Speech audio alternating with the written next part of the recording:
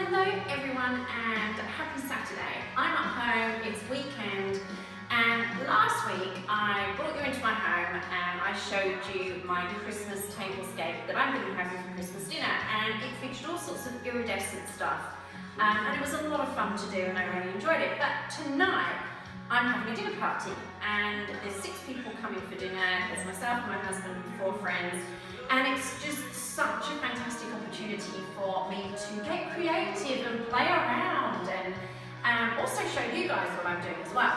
So I've opted for the mixed metallic look, and mixed metallics is no secret, they've been huge all the way through 2017. It started in 2016 and it really isn't looking like it's going to go too far next year. But word on the street, and here's a quick spoiler, is that copper is going to be huge next year.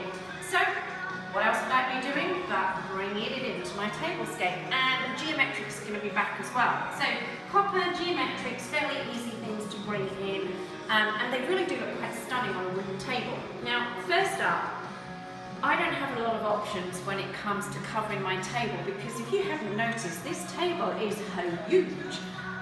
So finding tablecloths the right size is not easy. So I always have to bear in mind that generally what I'm working with is a wooden table. So that's always going to be my base. Now, for me, and anyone who knows me, and for any of you that have watched any of my videos before, you will know I don't do flowers. Mainly because I'm absolutely useless at it. So I don't have that available to me when I'm doing tablescapes from home. I have to come up with another table centerpiece. So it's always a little bit of a challenge for me to come up with something different. But I've decided to embrace the copper theme. I've decided to embrace the geometric theme, and that's what we've gone with our tables, our centerpiece even. Very simple, very easy, nice candle, all in with the theme. Fairly large, so it gives the table some definition. And then as you'll see either side, we've gone with smaller versions of that, just to sort of bring everything together. So again, small candles, still geometric, still copper. But the interesting thing with this tablescape is what I'm setting the candles on. And I just wanted to show you this. These are called table mirrors, and they come in all sorts of different sizes. Traditionally, they tend to be about 25 to 30 centimeters in circumference. This one's not. I think this one's about 10 centimeters in circumference, but I wouldn't swear to it. But it's about as small as you want to go, because otherwise they kind of lose their impact. But the beauty of them is anything that you set on top of them kind of then just gets emulated. It makes it look better. It gives it more of a pow. And I love it. It just gives your table a little bit of definition.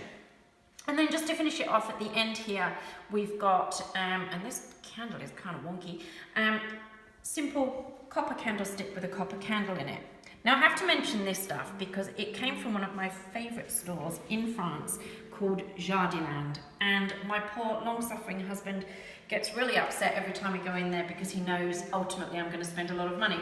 This didn't cost a lot of money, and it's just kind of cool for a table runner because it's got lots of sparkle in it, and it means I don't have to use flowers, so of course I'm going to love it.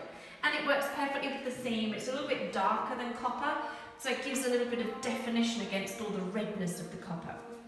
So now we move on to the next thing, which is my crockery. And I've got this gorgeous bowl that is my kind of focal point for the crockery. And I like it because it works in with the table centerpiece. It's kind of got trees and branches going on inside it. It's gold, it's got that muted look, and it just works in with the colour scheme, the mixed metallics. So that, and you can see on the bottom here as well, really funky, really cool. All I've done is sit them on some plain brown crockery, but as was pointed out to me, don't you think this crockery looks like the trunk of a tree? Oh yeah, it's all working here. It's all going in together. Now, as I said earlier, I am working on a plain wooden table, so you've got to be careful that what you're doing doesn't get overtaken by the table. So by having this brown crockery, it kind of mutes it down. And we've gone for, it's not really copper, but it's more sort of a muted gold. And again, it goes in really well with the gold within this. So it's, rather than having everything copper, which would be a bit much, it's a nod towards the gold within the mixed metallics that we're going for. And then The other nod to the gold is the glassware. And for this particular glass, I've just gone with a gold stemmed glass. And then the other one is quite a plain glass. And to be quite honest, I've not bothered with water glasses. It's a personal dinner party. We're not going to be doing much drinking of water. It's going to be either red wine or white wine. So rather than clutter the table up with a water glass, I haven't worried. And the final piece of my tablescape puzzle for me was my chairs. Now, anyone that's seen any of my videos from home will know that I have a selection of ghost chairs that usually sit at this table. But I have a couple of different fetishes. One is chairs and one is cutlery. And I do like to mix it up with different types of chairs. And these are just really simple bistro chairs. And the good thing about bistro chairs is the covers come off. So this is just a black cover. But if you wanted to change it up and have a white cover or a gold cover or whatever, you can do that. And they're just metallic, so they just slip on like that. So really good for changing things up and making them look different. And finally, we often talk about building a table from the ground up. And in this case, we've made a feature of the fact that we've got a footrest on our table. And it's a kind of cool footrest. So we decided to feature it. But what's even more fun is the lights are copper and they are geometric. Now, obviously, this is not particularly practical if you've got people that are going to stick their feet on it. But I think if you see it lit up, you're going to know not to stick your feet on it. And it's really nice when you walk into the room and you see this table lit up in such an unusual, different way. So there you have it. My dinner party table for this evening. Mixed metallics, a lot of fun. We're going to have lots of good food, good wine, good company, and of course that has to be accompanied by a nice looking table.